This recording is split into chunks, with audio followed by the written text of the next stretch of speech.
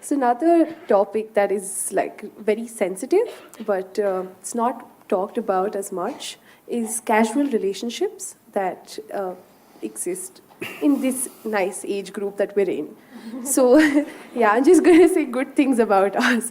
So people engage in physical relationships today, and what they lack is a lot of emotions. And we want to know if it's opinion, I mean your opinion on it, and whether people do it by choice. Is it healthy? Is it, what to make of it? Mm-hmm.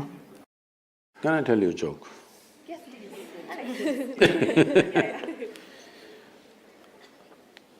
There was one Mrs. Bhatia. No Bhatias? I could change the name. There was one Mrs. Bhatia who was having her 50th wedding anniversary. They had a wedding anniversary, and the next day she filed for divorce. The judge saw the divorce petition. He was also a good family friend. So he called her and he said, "Why you want to divorce your husband? He's such a sweet little thing. Why do you want to divorce him? On what grounds you want to divorce him?" She said, "He's not been faithful to me. He's been cheating me." How do you come to this conclusion? Just yesterday you had your 50th wedding anniversary, you were fine yesterday, how do you conclude this? I got little nostalgic and started flipping through the photo album. Then I saw none of my 5 children resemble him.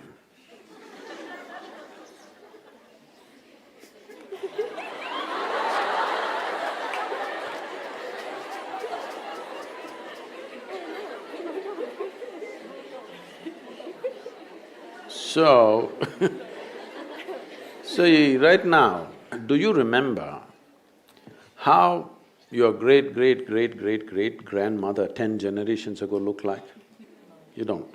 But her nose is sitting on your face right now. Your body remembers, yes or no? Yes. Your body remembers even the skin tone of your forefathers 1,000,000 years ago, it still remembers, not forgotten. So what you're calling as my body is an enormous amount of memory, isn't it? What you carry in your brain as memory is minuscule. What you carry in your body, there is evolutionary memory, there is genetic memory, there is karmic memory, there are articulate and inarticulate levels of memory. There is so much memory.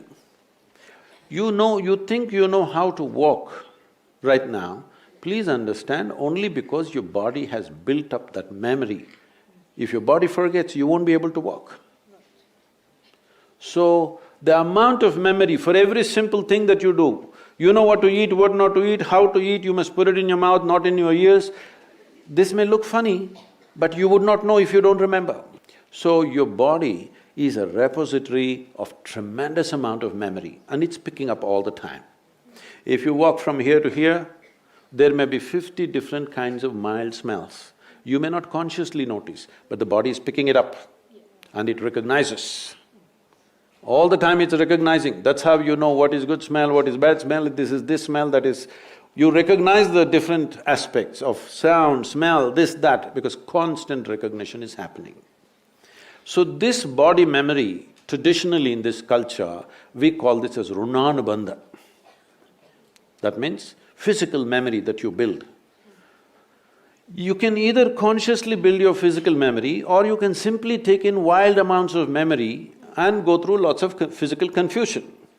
So wherever there is impact, I don't know if you still have these things, maybe in your generation is gone, but still there will be people in Bangalore city, if you ask them to… if you try to give them salt, they won't take it, they'll say, keep it there. If you try to give them sesame seeds, they will say, please keep it there. Because they have recognized many substances which can easily carry your memory and it will become mine if I take it. So I don't want to take in memory. This is the reason why generally in this culture, touching each other, shaking hands, these things are avoided. We touch our own two hands and do namaskaram because we don't want to go on picking up memory. Because if I as much as touch this memory, it remembers. You try this with 4 of your friends, you touch their hands. Don't try to consciously remember, every day touch their hands, forget about it. Tomorrow, if that person comes and touches you, you know it's this hand, isn't it? So the body remembers, it's not the mind. The physical body remembers, this is called as runanubandha. When there is a sexual interaction or there is any kind of intimacy which involves thought, emotion and body, the amount of memory that is left in your system is very big. It is from this context they said you must keep this as simple as possible.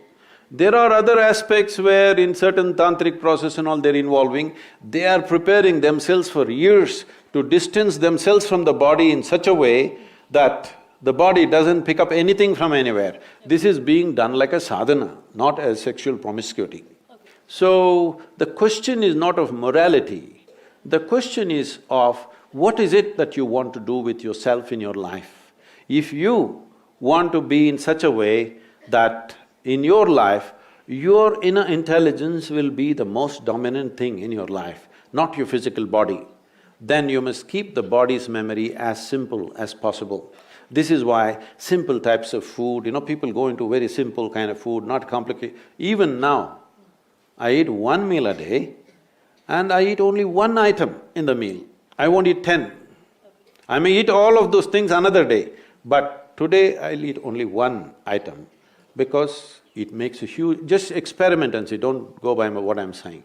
Just experiment and see, especially when your examination time comes, eat simple food and see what a difference it makes for your intelligence, how it functions, how alert you are, everything. So, what is it that you're trying to build yourself to? Do you want to build yourself to be a sexual supernova? Or… No, I'm saying some people may have that intention, that's up to them. But what is it that you want to do with your life is something that you must decide. If you have decided that, it's very, very important that you don't unconsciously pick up enormous amount of memory because this will lead to…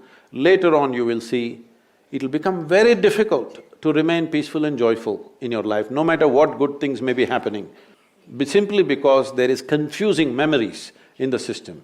When something else of similar nature comes, the body goes into a turmoil of confusion.